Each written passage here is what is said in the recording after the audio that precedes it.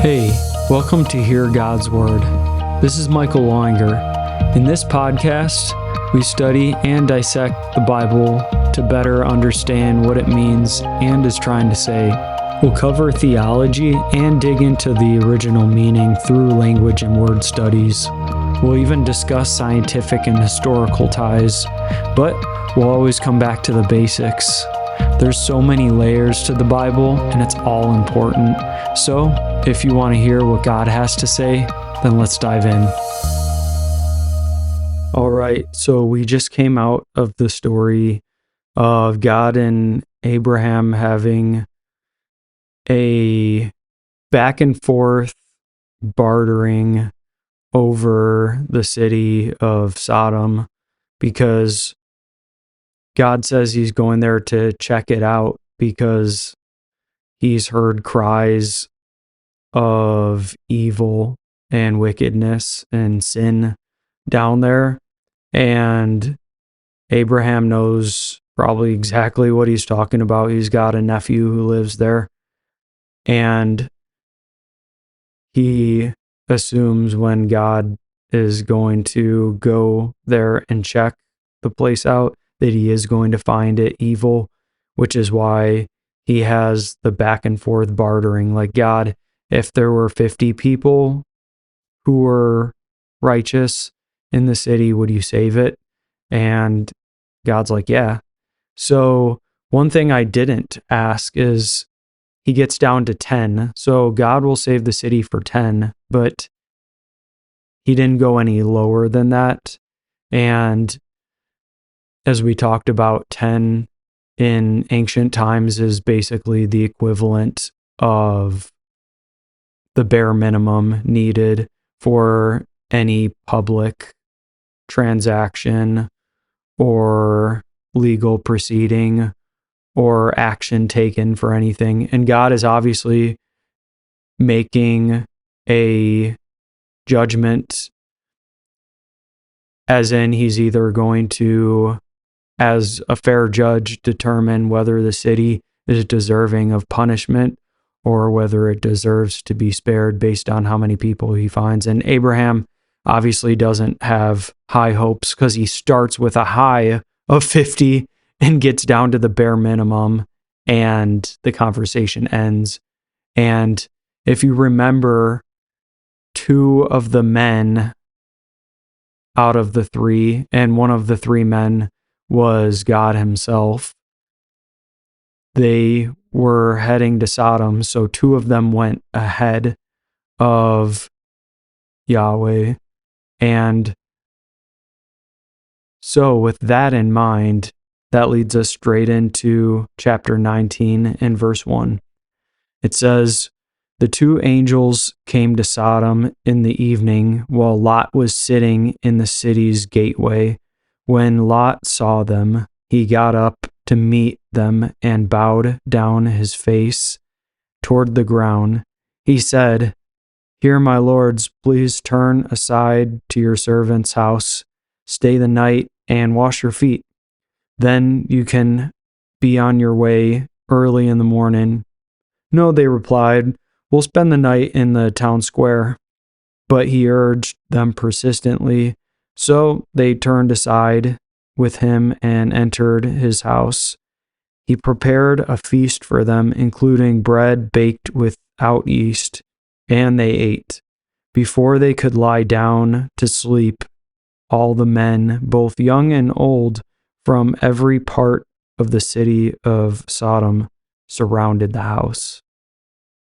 So we're not going to read beyond that, but I'm sure your eyes, if you were reading along with me, already started into the next part of this passage. So this is all going to be one story, but number 1, there's a lot to unpack, believe it or not, with these 4 verses. And number 2, I am on a short time span today, so we're going to keep this as brief as possible, and I'm sure you'll be happy, especially considering the length of most of the episodes. So we come out of that story, we know that there's two men going to Sodom. But now look at verse 1. Two angels came to Sodom. So, wait, are these the same people or figures or beings as the two men who were just in Sodom? Because we found out earlier, one of the three men wasn't just a man, it was God himself. And so is it possible that two of the men who went ahead were actually, as this suggests, angels? And if you remember from many of the previous episodes we've talked about, the term angel in Hebrew actually means messenger. So could these two individuals not only be, you could say, scouts or people who were sent on a mission, like ambassadors, to find out whether or not Sodom was, actually a city of evil, but also messengers of what's to come, because many times angels had two functions. They either gave good news or they gave bad news, because what does a messenger do? They give messages, and messages are essentially news. And so, with that said, we have two messengers that came to Sodom, and most likely they were two of the three, specifically the two that went ahead and went to Sodom when God, who was the third man, was staying to talk with Abraham. So it's clear why, if there were a story of three men going to Sodom and two of them went ahead, why there's two angels that arrived. So hopefully this all makes sense. And if you haven't thought this passage through before, then hopefully it's a little bit of a revelation to you. And so I also wanted to point out some other crazy things. Like, for example, let's look at the similarity between chapter 19 and back in chapter 18. So it says in verse 1 of chapter 19 that Lot was sitting at the city's gate. Now, Lot and Abraham are family, we know.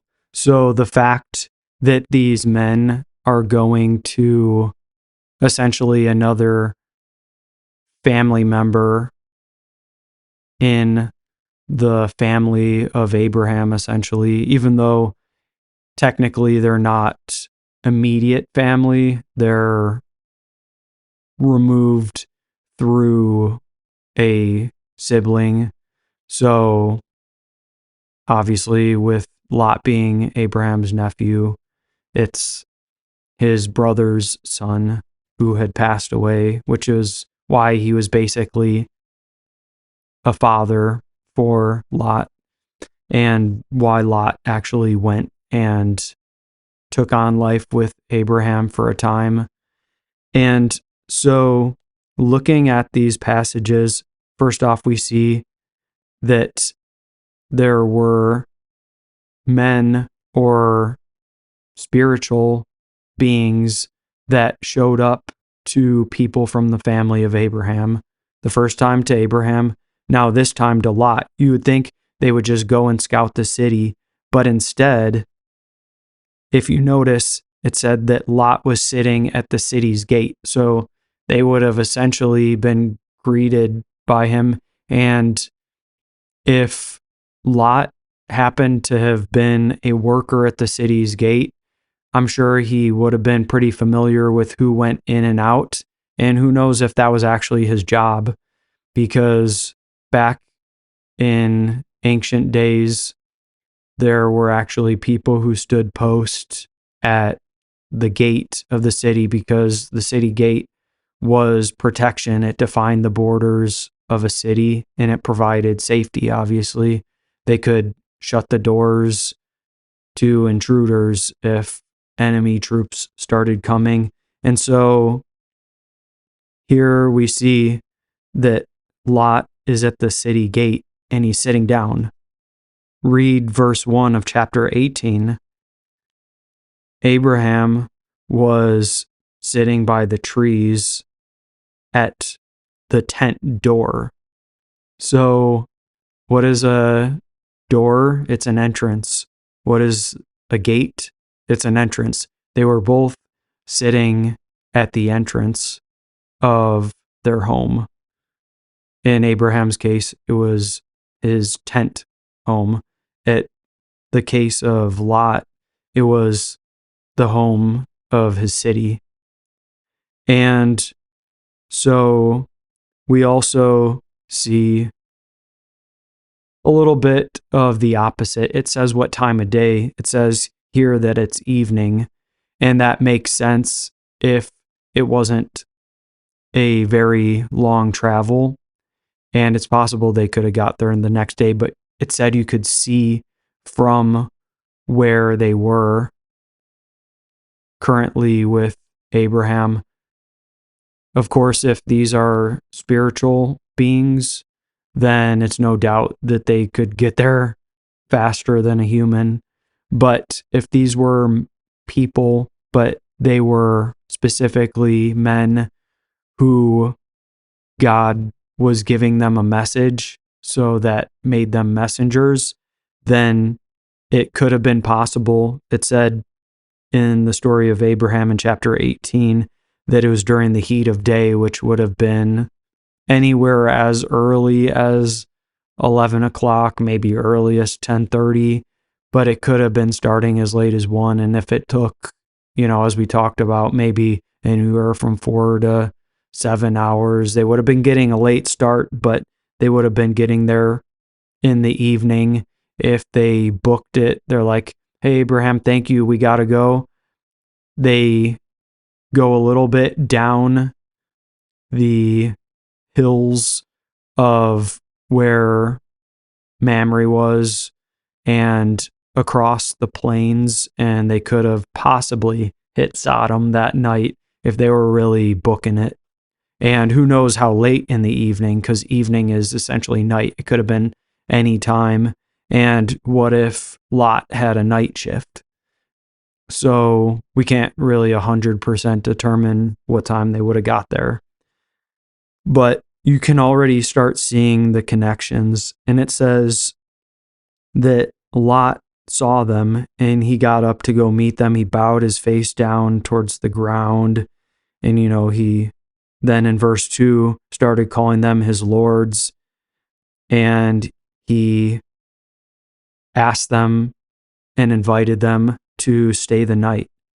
What do you see in the story of Abraham in the chapter before?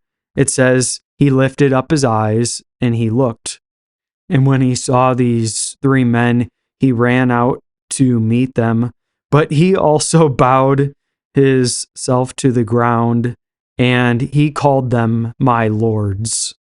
So do you see all of the crazy parallels that are happening here? There is something deeply interwoven and spiritual going on. And I know we've already talked about this, but we won't go into much detail, that all of this could have been God and angels visiting them. And if the details had been lost a little bit over the hundreds of years in between the story and when it was written down during the lifetime and just a little bit after with Moses, then it's no wonder if they would have taken the story and connected what happened between Abraham and what happened between Lot. And that can be one explanation for the parallel between these two stories, that the authors were trying to connect the dots between Abraham and Lot and what God was doing. And yet at the same time, the history could have been perfectly preserved. And these were literal stories, even though it might be hard for us to believe.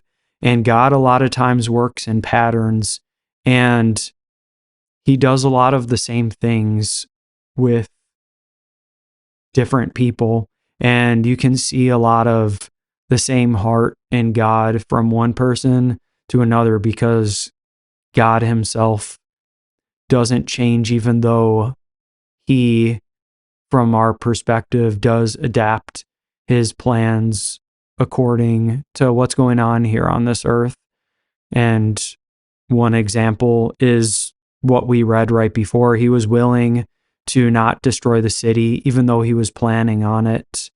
So it was an if.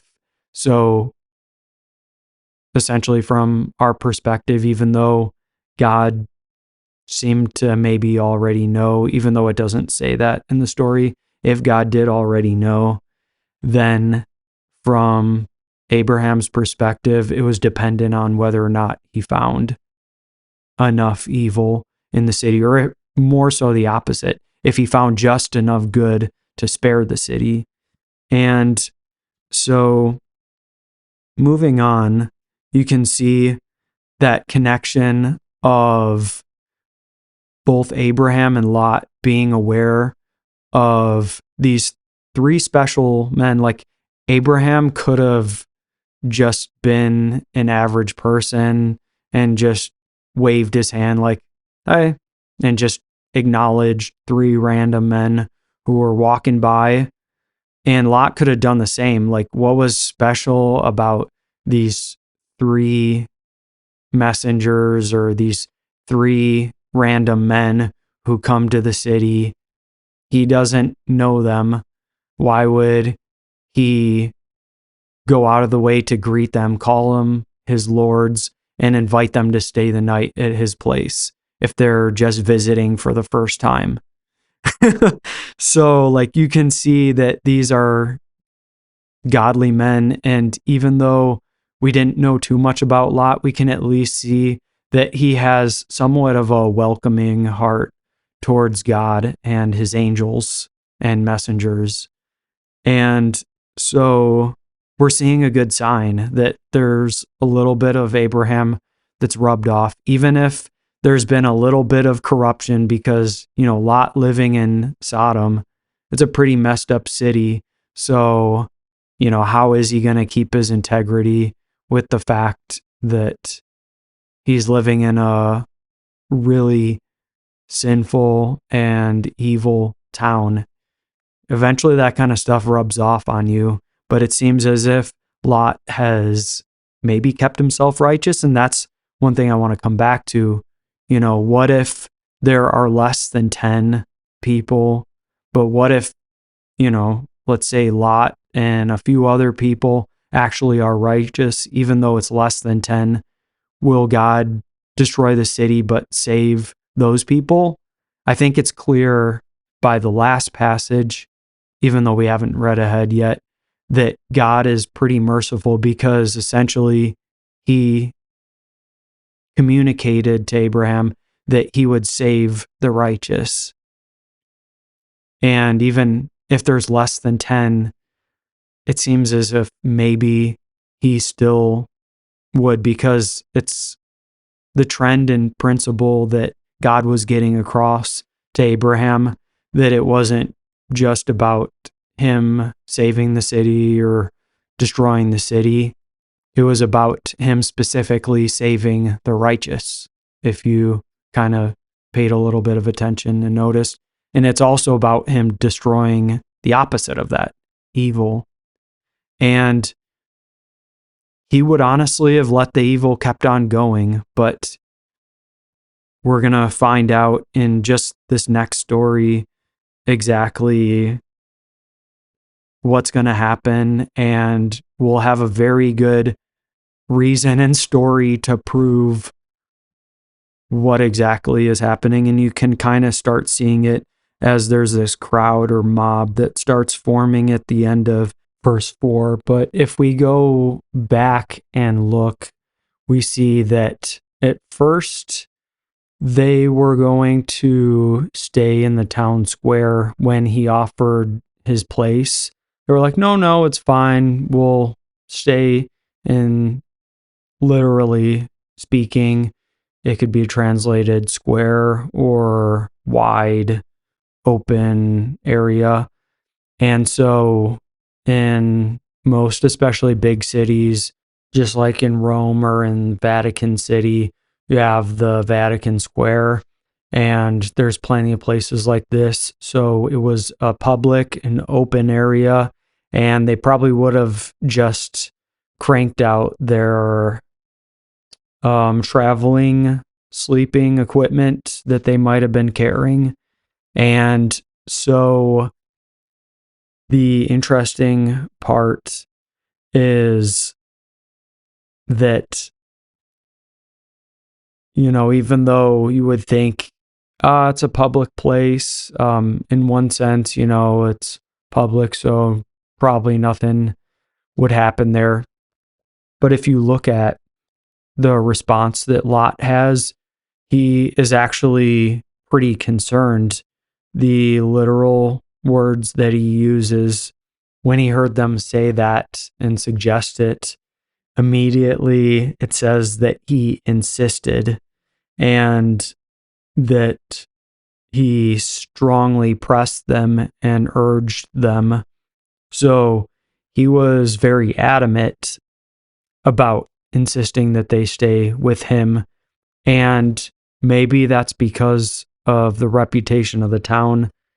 Not only is it dark out and they don't have probably a lot of lights, they might have some candles burning in the town square at night, but if there is not, and especially if they're in a darker, more shadowed area, that especially with this being a city with a bad reputation, leaves for potential danger. And so they end up accepting his offer. But I just wanted to touch on that for a minute, that, he's very hospitable. And in that culture, it would have been shameful to have allowed someone to stay in a town square if you initiate a conversation with them and find out that they don't have a place. It was common courtesy to trust someone and to invite them into your home. And it's sad how evil can really put a damper on that.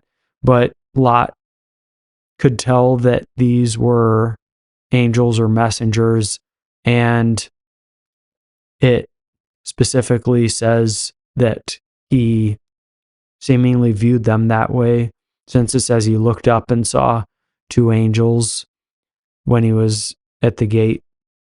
So it kind of reiterates how not only did Abraham have his hesitations and he was like, God, I know there's not a lot of good there, but wouldn't you save the city? Here, we don't see him tell them the reason, but you can tell that he's pretty emphatic about them not staying in the public square, where it very could have been dangerous. And, didn't they have hotels and places to stay there? Well, back in those times, which is a good thing, and I wish we still operated more like this as most societies, especially here in America where I live, and in many Western countries, there's this expectation here that, you come into town, you get a hotel.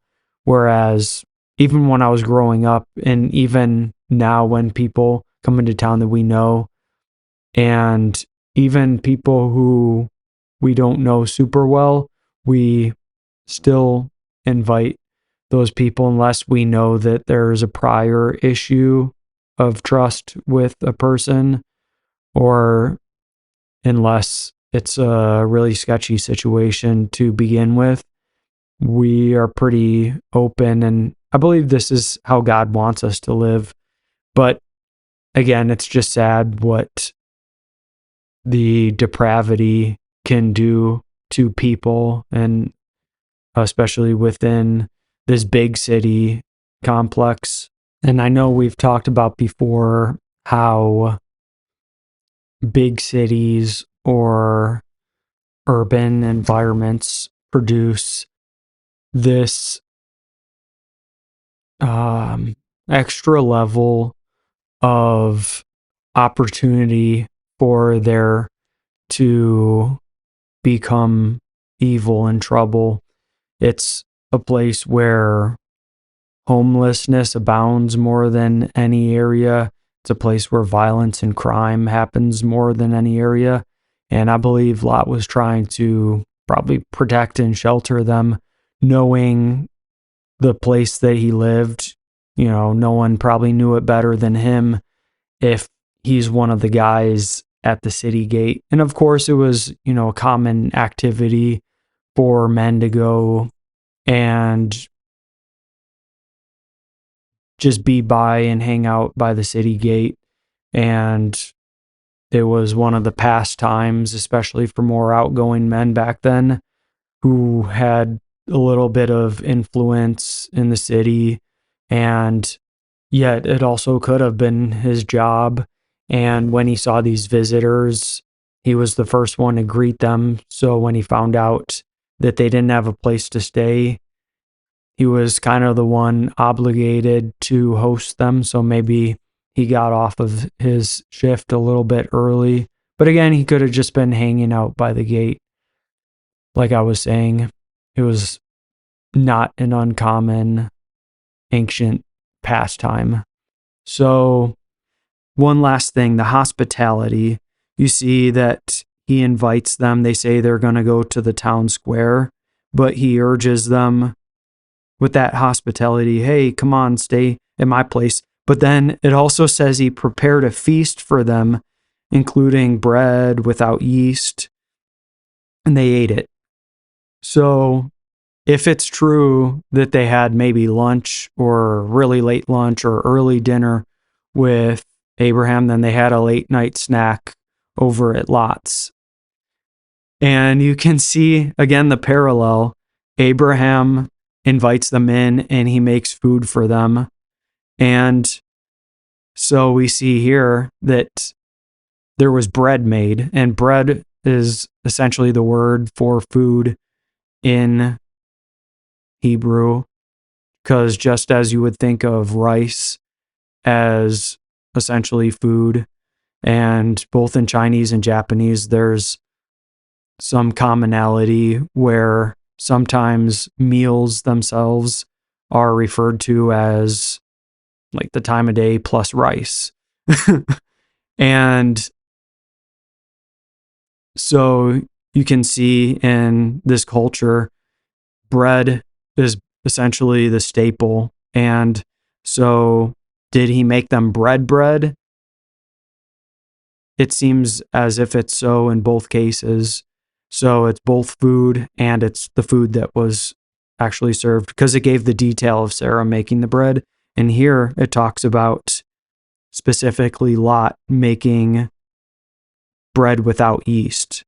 And I'm actually, and I've told you guys this before, reading through and taking notes on the story of Exodus so that I'm able to teach on that someday when I get to it.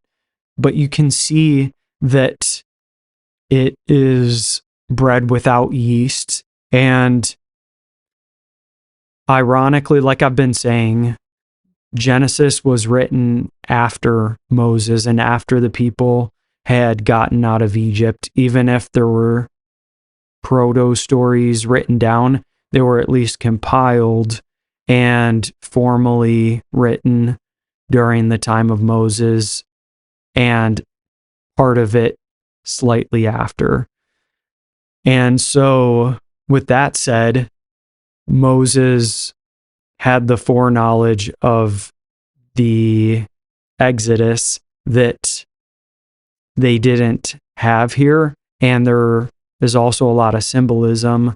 If you've ever had, I'm going to get into it now, Passover meal. When does Passover occur?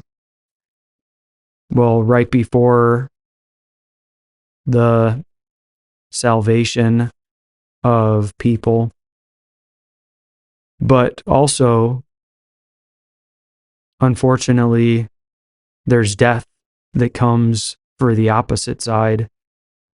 And bread without yeast is specifically the kind of bread that they were supposed to bake during the Passover, because they didn't have enough time to let the bread settle. It was an emergency, and God was preparing the people quickly. And so essentially they made what we think of pretty close to as pita bread, but obviously slightly different. And so you have unleavened, like essentially flat bread for the most part, maybe a little bit more flaky than pita bread, but nonetheless a very quick throw together bread and meal that could sustain people and that they could even take on the road. And so he prepares this meal for them because, they're coming late night. He doesn't have time to be like, hey guys, would you mind waiting till tomorrow morning until the bread rises? Like, no, he was trying to whip something together for them because this was a good kind of emergency. He's hosting them. And so I wanted to just put this thought and teaching and like foreshadowing in your heart and mind. So here, I'm just going to give away what's going to happen, but Sodom ends up getting destroyed, but Lot and some of his family are going to be saved. So they have this meal. There is salvation that comes after the eating of unleavened bread for some, but then, and we could even say few, but then there is the destruction of many, essentially almost the whole rest of the city. Then we have the Passover and very first Passover Exodus, and we have the people leaving Egypt from slavery. And what happens? They have a Passover meal. They have unleavened bread. Some are saved and others are destroyed. Then what happens with Jesus when he comes on the scene? He has Passover with his disciples. He dies, but then he rises again, and he gives salvation to all those who believe. And mind you, just as few were saved from Sodom, it says that the road is narrow and few will make it. And so this is not just only a Genesis 19 study, but this foreshadows one of the most important, critical, and pivotal themes in all of Scripture, which is salvation or destruction. And so which one of those would it be for you if your time were to run out today? Hey, I'm so glad you guys could join for today's podcast. I hope things clicked for you and that you're able to better understand God's Word. Jesus said, "Whoever has ears to hear, let them hear." So, keep on listening to what God has to say, and I'll see you guys next time. God bless.